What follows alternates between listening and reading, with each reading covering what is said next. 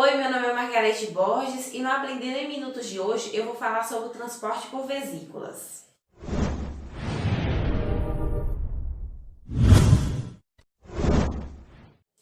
Em aulas anteriores eu falei sobre os transportes, que são passivo, transporte ativo, a bomba só de potássio.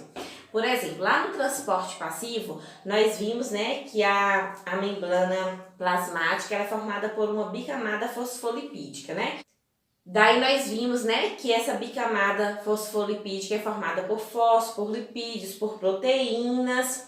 E no transporte passivo, ele ocorre por difusão, Quando uma partícula pequena, ela se move de um meio de maior concentração para um meio de menor concentração, nós temos a difusão simples, Por exemplo, aqui nós temos, o oxigênio e como ele é bem pequenininho, ele consegue ultrapassar aqui, consegue passar por aqui, por essa bicamada fosfolipídica com facilidade, do meio extracelular para o meio intracelular ou vice-versa, se houver essa necessidade.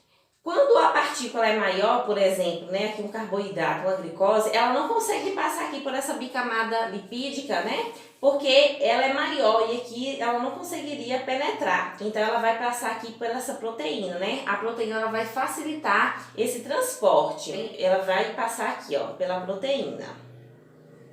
E ela vai conseguir fazer esse transporte. Aqui nós temos a difusão facilitada, Ou seja, a proteína vai facilitar aqui o transporte de uma partícula maior, como no caso aqui, a glicose.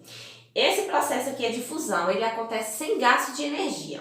Já no transporte ativo, os solutos, as partículas, elas vão sair de um local de menor concentração para o local de maior concentração, então isso vai gerar gasto de energia. E nós demos o exemplo na aula anterior da bomba só de potássio, Nós sabemos que a proteína ela vai funcionar como essa bomba.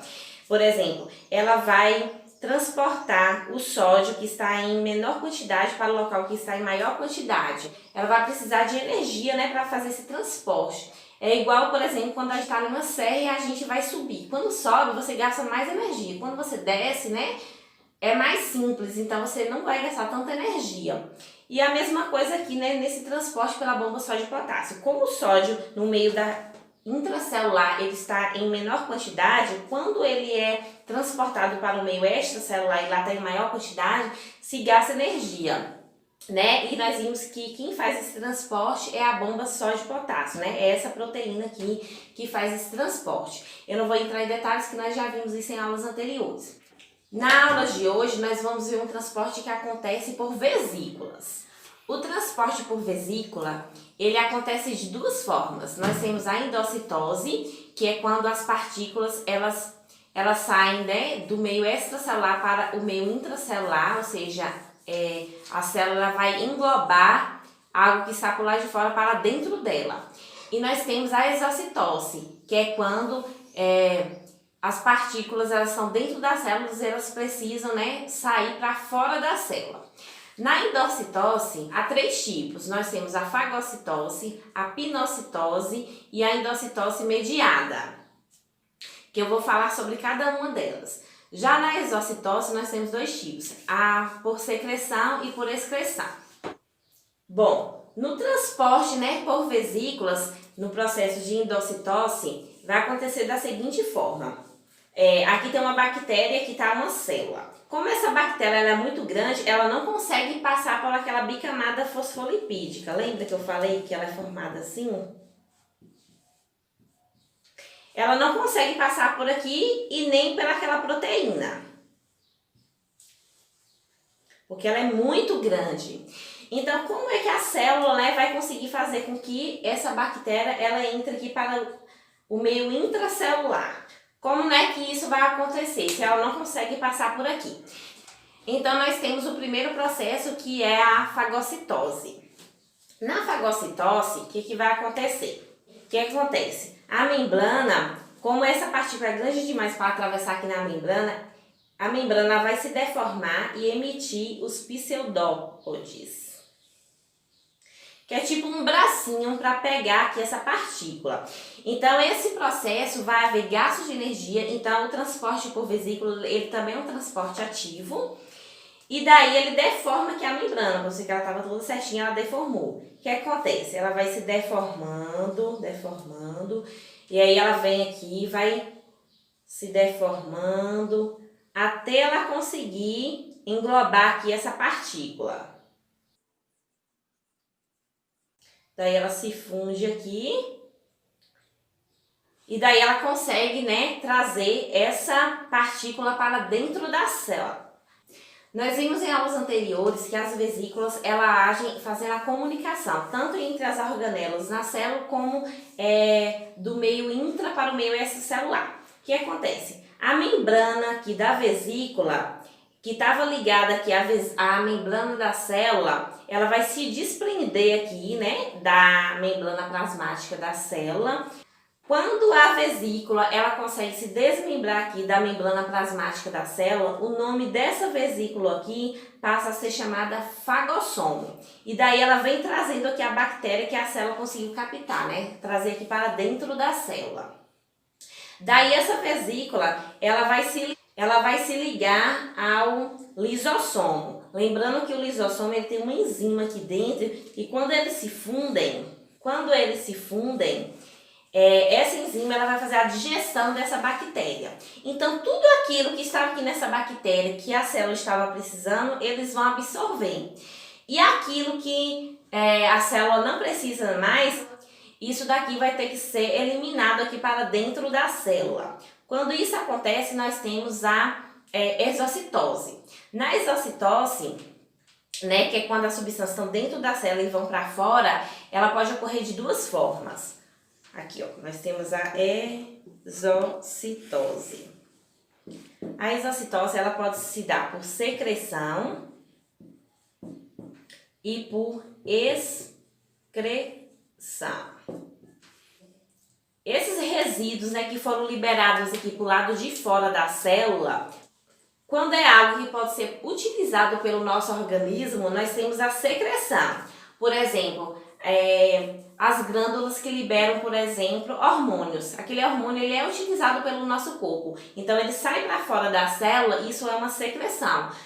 Só que quando houve ali a digestão na célula e aquilo não serve mais para o nosso organismo, ele tem que sair do nosso organismo, ele não é aproveitado de forma alguma, isso será a excreção.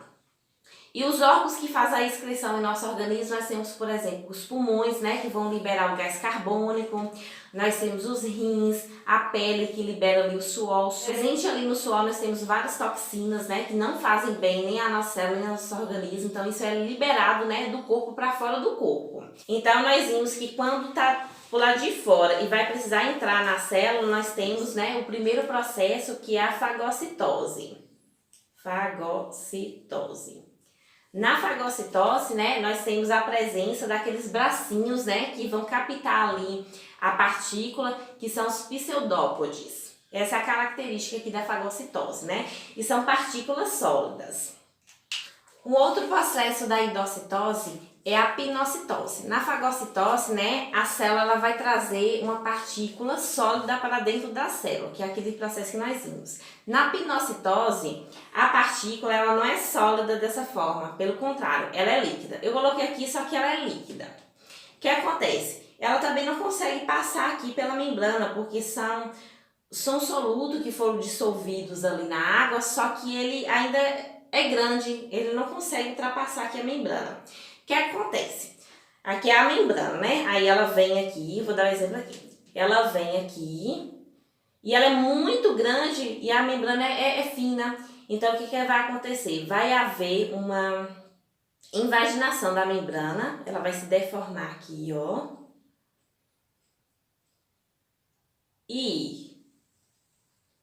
Então, aqui a célula, ó, ela consegue fazer essa invaginação aqui da membrana e trazer essa partícula líquida para dentro da célula. Esse processo é chamado de pinocitose. E quando a vesícula, ela se desmembra aqui, a vesícula está aqui, capturou aqui essa partícula líquida. Quando ela consegue se desmembrar aqui da membrana, ó, ela já está aqui. Ela se desmembrou da membrana e trouxe aqui, né, a bactéria aqui para dentro. Novamente, ela vai se ligar aqui ao lisossomo, que tem uma enzima aqui dentro que vai fazer a digestão desse líquido. E aí, novamente, o processo. O que for de benefício aqui para a célula fica aqui dentro. E aquilo que for precisar, né, sair da célula, a vesícula vem com esse líquido, né? Que aqui é a vesícula. Ela vem, se liga aqui à membrana plasmática da célula e elimina aqui, né, o que não for ser reutilizado aqui pela célula, né, que é o processo de exocitose, como nós vimos, né, que pode ser tanto por secreção como por excreção. A vesícula, né, essa vesícula aqui, que se desmembra aqui da membrana plasmática, que está aqui com essa substância líquida, essa vesícula aqui na pinocitose, ela é chamada de pinossomo. Né? Na fagocitose, ela é chamada de fagossomo e na pinocitose, ela é chamada de pinossomo.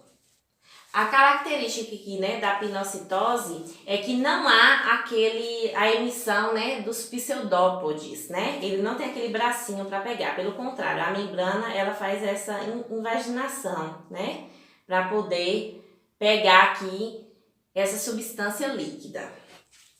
Na endocitose mediada, a diferença da fagocitose é que há nas bactérias proteínas que conseguem se ligar com as proteínas da célula. Há essa mediação, esse reconhecimento. Então, ela é mais fácil de entrar aqui na célula, por causa, né, dessa ligação com essas proteínas.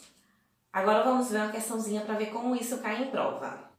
Chama-se transporte de massa a entrada ou saída da célula de substâncias englobadas por vesículas. Sobre este assunto, assinala a alternativa incorreta. Letra A. A endocitose é a entrada de matéria na célula e pode ser do tipo pinocitose e fagocitose. Correto, como nós vimos em aula. Letra B.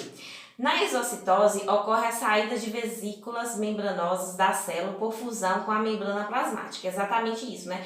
A vesícula ela se liga ali, né, na membrana plasmática para liberar ali substâncias para o lado de fora da célula e também para entrar.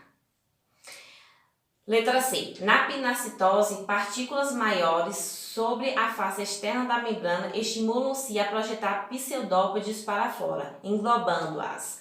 Essa é a nossa alternativa incorreta, né? Não é na pinocitose que há a emissão de pseudópodes, e sim na fagocitose. Por isso a alternativa está incorreta. Espero que tenham gostado da aula de hoje. Obrigada e até a próxima aula.